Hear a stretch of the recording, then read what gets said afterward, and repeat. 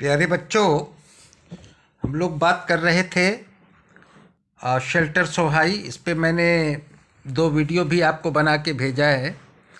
बहुत कुछ समझाया है। हम अपने देश में देखते हैं अलग अलग जगह पर कि जो हमारा आवास होता है, शेल्टर होता है, वो अलग अलग तरह का होता है। आप आसाम में जाएंगे तो आपको किसी और तरह का शेल्टर देखने को मिलेगा। आप राजस्थान जाएंगे, वहाँ कुछ और तरह का शेल्टर देखने को मिलेगा। आप मैदानी भागों में जाएंगे तो वहाँ कुछ और शेल्टर देखने को मिलेगा। आप पहाड़ी एरिया में जाएंगे तो वहाँ कुछ और शेल्टर देखने को मिलेगा। कहीं पर आपको मल्टी स्टोरीड बिल्डिंग दिखेंगी, कहीं हट्स दिखेगा, कहीं वुडन हाउस ऑन पिलर्स, कहीं स्लोपी रूफ, कहीं फ्लैट रूफ, कहीं टेंट। आखिर ऐसा क्यों है? क्यों ऐसा होता है कि अलग अलग जगह पर अलग अलग शेल्टर क्यों है? ये सब होता है कि जो क्लाइमेट होता है उसमें चेंज के कारण होता है। और ये क्लाइमेट न सिर्फ हमारे घरों पे असर डालता है, बल्कि ये हमारे पूरे लाइफ को प्रभावित करता है। हमारा खाना कैसा होगा, हमारा ड्रेस कैसा होगा, हमारा जो ऑक्यूपेशन है, व्यवसाय, वहाँ किस तरह के पेड़ होंगे, कैसे जानवर होंगे, इन सारी चीज़ों को किसी भी जगह की क्लाइमेट प्रभावित करती है। गर्म जगह पर जो प्लांट होंगे वो देखिए अलग तरह के प्लांट मिलेंगे। ठंडी जगह के प्लांट अलग तरह के होंगे। ठंडी जगह के जानवर भी अलग तरह के होंगे। तो आप देखते हैं कि ये जो क्लाइमेट है ये बहुत प्रभाव डालती है। इस चैप्टर में एक है, गौरव जानी है, वो मुंबई से दिल्ली आता है। तो उसने बताया कि भाई हम किन किन राज्यों को पार करते हुए दिल्ली पहुंचे हैं। तो वो मुंबई से शुरू किया, यानी मुंबई तो महाराष्ट्र में है। महाराष्ट्र से गुजरात, गुजरात से राजस्थान, और राजस्थान से वो दिल्ली पहुंचा। 1400 किलोमीटर का दूरी उसने तय किया। तो इसका मतलब मुंबई से दिल्ली की दूरी कितनी हुई? 1400 किलोमीटर। और उसके बाद वो दिल्ली के बाद वो मनाली गया और उसने कहा कि यह कितना रिफ्रेश है और सांस लेने में उसको बहुत अच्छा लग रहा है, फ्रेश एयर लग रहा है। तो उसने अंतर कहाँ से महसूस किया? ये जो मेट्रोपॉलिटन सिटीज़ है, उसने कहा कि दिल्ली पहुँचे तो हमको ऐसा लग रहा है कि वैसे ही मुंबई जैसा है। क्या मुंबई जैसा है? वही बड़ी बड़ी बिल्डिंगें, जैसे लगता है कि वो कंक्रीट का कोई जंगल है, पक्के हाउसेस और रोड और व्हीकल्स और पॉल्यूशन। जैसा मुंबई में देखा वैसे ही दिल्ली में देखा। तो उसको अंतर नज़र नहीं आया, एक जैसा दिख रहा है। और ये सभी मेट्रोपॉलिटन सिटीज़ की बात है। तो जब मनाली गया तो उसको बहुत क्लीन एयर मिला। और मनाली से वो पहुंचा लेह। लेह कहाँ है? मैं आपको दिखाता हूँ कि लेह कहाँ पर है। लेह जो है वो लद्दाख में है। लेह लद्दाख में है। तो ये समझ ले, मैं अभी आपको दिखा रहा हूँ। लेह क्या है? लेह एक कोल्ड डिजर्ट है। Leh is a high dry flat area. देखिए, ये आपको दिखाता हूँ कि ये देखिए,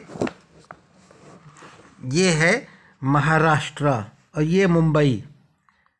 मुंबई से गुजरात, गुजरात से राजस्थान और राजस्थान से होते हुए वो दिल्ली पहुंच रहा है। देख लीजिए, ये दिल्ली, ये 1400 किलोमीटर है।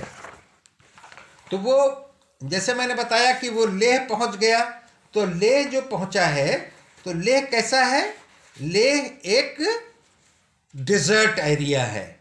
अब कैसा डेजर्ट है ये आपको जानना ज़रूरी है कि कैसा डेजर्ट है। डेजर्ट दो तरह के होते हैं, एक होता है कोल्ड डेजर्ट और एक होता है हॉट डेजर्ट। तो लेह एक कोल्ड डेजर्ट है। देखिए, ये जम्मू कश्मीर है। ये देखिए, ये जम्मू कश्मीर है, ठीक है। और इसी में आपका लेह भी है, लद्दाख है, सब कुछ है, ठीक है। तो जैसे मैंने बताया कि लेह एक कोल्ड डेजर्ट है और यहाँ बारिश बहुत कम होती है। यहाँ क्या देखने को मिलेगा? यहाँ ऊंचे ऊंचे पहाड़ देखने को मिलेंगे, वो बर्फ से ढके हुए पहाड़, स्नो कैप्ड माउंटेन्स। और यहाँ घर कैसे मिलेंगे? Houses made of stones, walls are coated with thick layer of mud and lime, mud and lime. और चूंकि यहाँ गर्मी का मौसम बहुत छोटा होता है, बहुत कम दिन के लिए गर्मी पड़ती है, और फ्रूट्स, वेजिटेबल्स, ये सब आसानी से उनको अवेलेबल नहीं होते हैं। तो क्या करते हैं ये कि गर्मियों में इन फ्रूट्स को और वेजिटेबल्स को सुखा लेते हैं, ड्राई कर लेते हैं, और उनको वो विंटर में यूज़ करते हैं। और उसके बाद वो गौरव जानी जो है वो वहाँ पर एक रॉकी प्लेन एरिया है, रॉकी प्लेन, पठारी मैदान रॉकी है। तो वहाँ तो ठंड इतनी, वहाँ पर वो जो रॉकी प्लेन एरिया है उसको चैंग थैंग कहते हैं, चैंग थैंग। और ये समुद्र तल से 5000 मीटर ऊंचा है, 5000 मीटर ऊंचा। और यहाँ सांस लेने में दिक्कत होती है। आपको मैंने बताया था, जब मैं इसके पहले 2 वीडियो भेजा था तो मैंने बताया था कि आप समुद्र तल से जैसे जैसे ऊपर जाएंगे तो 2 बातें होती हैं।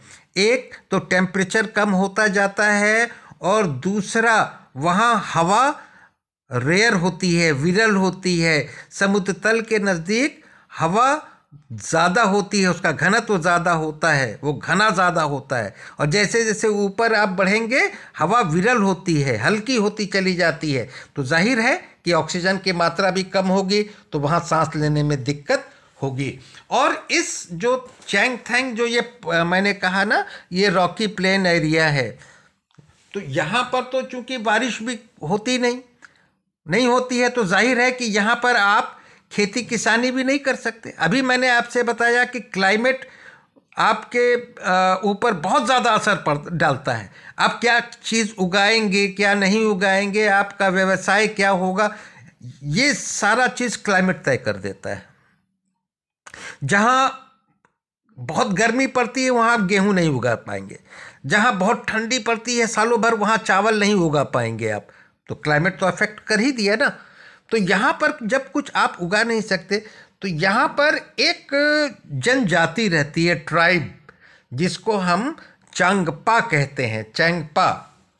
और ये अब समझ सकते हैं कि यहाँ पर जब खेती नहीं होती है तो इनका ऑक्यूपेशन क्या होगा, इनका जो ज़िंदगी जीने के लिए जो काम है वो क्या होगा। तो ये क्या करते हैं, भेड़ बकरियाँ पालते हैं, और ये एक जगह से अपने जानवरों को लेके दूसरे जगह पर जाते रहते हैं। हिंदी में इनको हम खानाबदोश कहते हैं, और इंग्लिश में इसको हम नोमैड्स कहते हैं।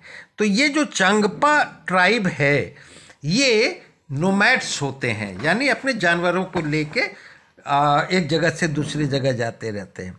ये जानवर ही इनका मुख्य स्रोत हैं, ये इनका खजाना है, और इन्हीं से इनको सब कुछ मिलता है। दूध मिलता है, मीट मिलता है, उनके चमड़ों से वो टेंट तैयार करते हैं जो उनको सर्दियों से बचाते हैं, उनके ऊन से वो कोट है, स्वेटर है, ये सारी चीज़ें बनाते हैं। और यहाँ पर जिनके पास ज़्यादा जानवर हैं वो आदमी माना जाता है कि वो ज़्यादा अमीर है। यानी इनका जो मेन खजाना है वो क्या है, इनके जानवर। और इनके पास एक ख़ास किस्म की बकरी होती है जिसको हम कहते हैं सेंट्रल एशियन माउंटेन गोट। और ये जो बकरी है जिसको हम कह रहे हैं सेंट्रल एशियन माउंटेन गोट, ये बहुत ज़्यादा ठंडे जगह पर होती है। अगर उस बकरी को आप अपने यहाँ लखनऊ ले आएंगे तो वो सर्वाइव नहीं कर पाएगी, ज़िंदा नहीं रहेगी। वो बहुत ठंडी जगह की बकरी होती है।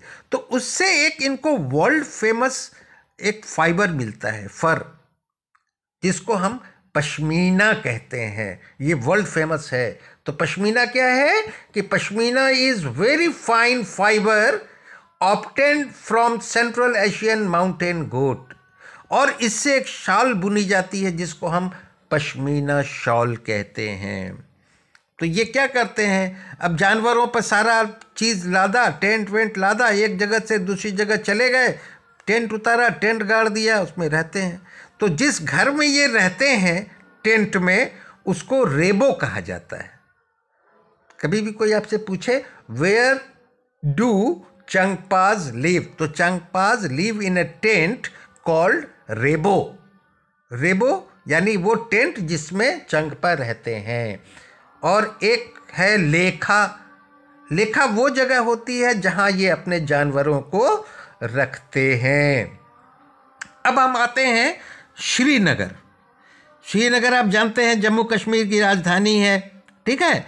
और यहाँ एक बड़ा पिकुलियर टाइप ऑफ घर मिलता है जिसको हम हाउस बोट कहते हैं, ठीक है। और ये एरिया अपने हैंडीक्राफ्ट के लिए बड़ा मशहूर है। कांगड़ी है, कारपेट है, वुडन क्राफ्ट की चीज़ें हैं, ठीक है। और वर्ल्ड फेमस एप्पल का ऑर्चार्ड भी है यहाँ पर। और कश्मीर में यहाँ पर केसर, सैफरॉन की खेती की जाती है। ये बहुत मशहूर है यहाँ पर। वो उसका मैं वीडियो आपको भेजूँगा जो ताकि आप देख पाएँ कि सैफरॉन कैसे उगाया जाता है। और यहाँ के लोगों के जो इनकम का जो मेन सोर्स है उनमें से एक जो है वो टूरिज़्म है, ठीक है। और कश्मीर के बारे में किसी ज़माने में एक मुग़ल बादशाह बाबर ने कहा था, गर ज़मीए बरुवस्त अमी अस्तो अमी अस्तो अमी अस्तो। ये तो मैंने फ़ारसी में कहा। उसने कहा कि अगर पृथ्वी पर कहीं स्वर्ग है तो यही है, यही है, यही है। यानी कश्मीर इतनी खूबसूरत जगह है कि उसको हम धरती का स्वर्ग भी कहते हैं। तो बेटा इतना मैं नोट्स भेजूँगा आपको, नोट्स भेज दूँगा। उसके बाद नोट्स उतारने के बाद आप एक हाउस बोट का चित्र, बहुत सुंदर चित्र बनाइएगा, कलर कीजिएगा, और एक बेहतरीन एप्पल का चित्र बनाइएगा, उसको कलर कीजिएगा। Thank you very much.